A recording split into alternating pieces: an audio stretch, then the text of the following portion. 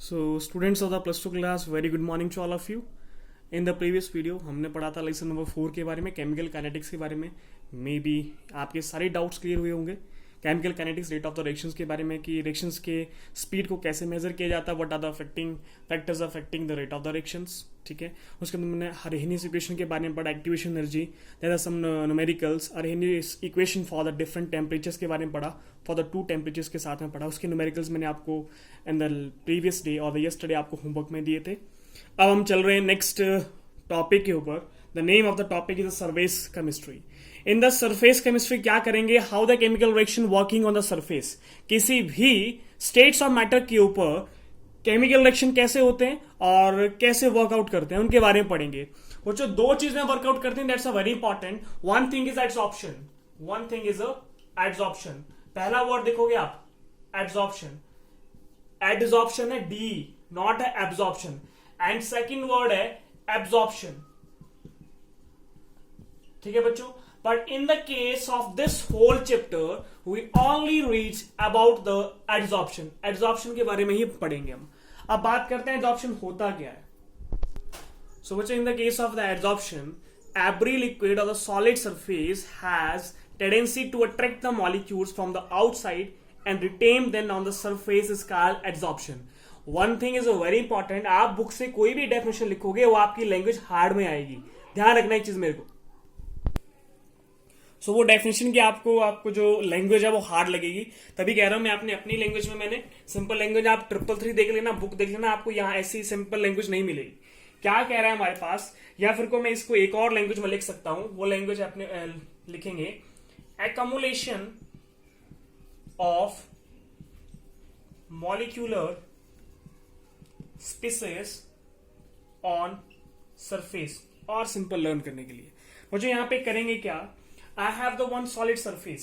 मेरे पास एक solid surface है, ठीक है. And the particles, number of gases particles कहां पर है, इन द एटमोस्फेयर.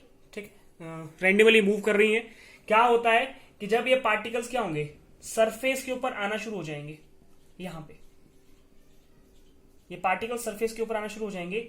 इसी प्रोसेस को क्या बोला गया, क्या, एड्सॉर्प्शन.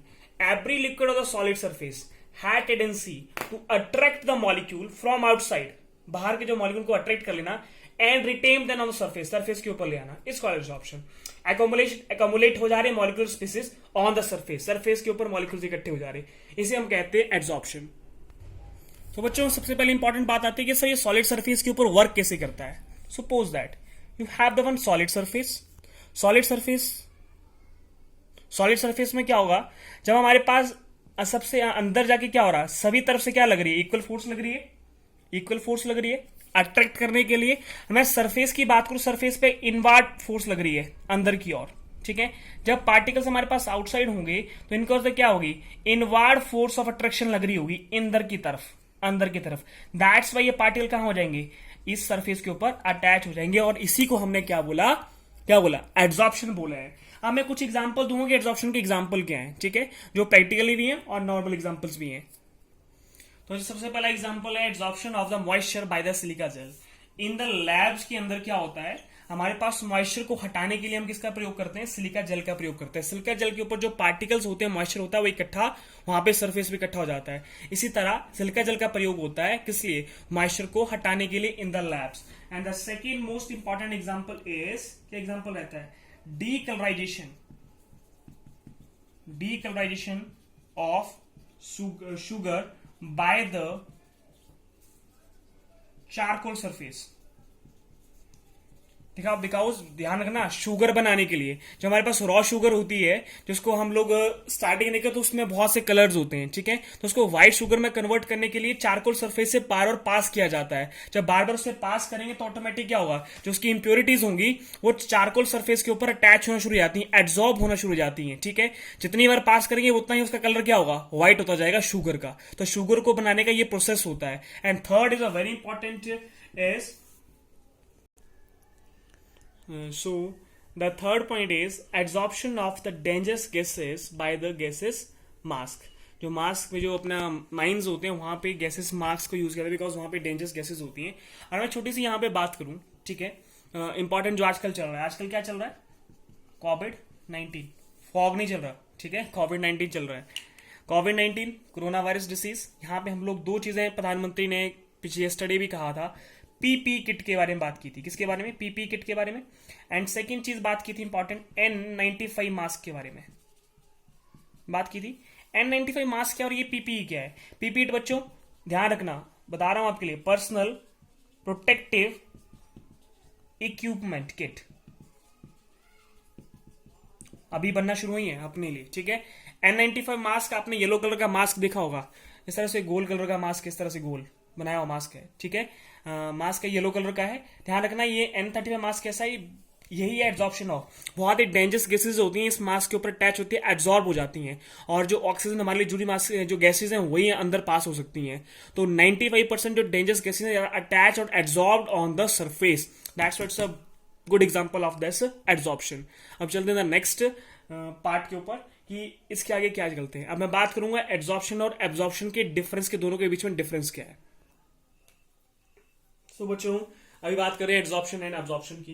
ध्यान रखना, पहली बात मैंने वही कहा, ये सरफेस फिनोमेना पार्टिकल सरफेस के ऊपर आ जाते हैं, और ये आपके पास, इसको बोल देता हूं मैं, यहाँ पार्टिकल एब्जॉर्ब हो जाते हैं अंदर, ठीक है। एब्जॉर्प्शन एब्जॉर्ब कर लेता है। यहाँ पे सबसे अच्छा एग्जांपल है स्पंज, ठीक है। स्पंज देखिए, पानी इसमें एब्जॉर्ब होता है, पूरी तरह से अंदर तक चला जाता है, तो पार्टिकल एब्जॉर्ब कर दिए, ठीक है। ध्यान रखना, अच्छा एब्जॉर्प्शन ये माना जाता है बिकॉज हर चीज को अंदर तक खींच लेता है। वही बात कही पहले, क्या बताया इसको? Surface phenomena. क्या बताया? Surface phenomena.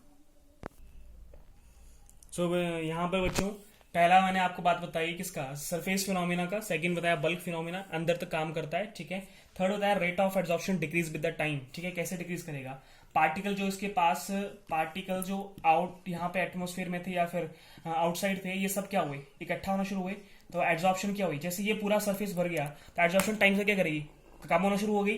अब यहाँ पे पार्टिकल सारे भर जाएंगे तो पार्टिकल फिर क्या जाएंगे? कम हो गई, ठीक है। और ये क्या होता है? बल्कि अंदर तक जाता है, दैट्स वाई यहाँ पे इन यूनिफॉर्म रेट टाइम के साथ ये चलती रहती है, बिकॉज अंदर तक पार्टिकल जा रहे हैं। सेकंड चीज, अगर एग्जांपल लूं, एग्जांपल के तौर पर H2O प्लस सिलिका जल, मैंने पहले बताया था कि सिलिका जल के ऊपर सारे पार्टिकल्स क्या होते हैं? एब्जॉर्ब्ड हो जाते हैं, ठीक है। इन द केस ऑफ, यहाँ पे एग्जांपल लूं, H2O plus anhydrous CaCl2।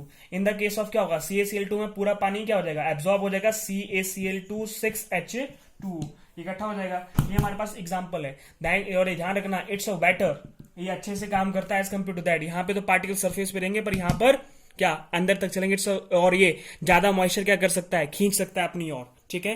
That's why thank you. In the next video में अगला टॉपिक करते हैं।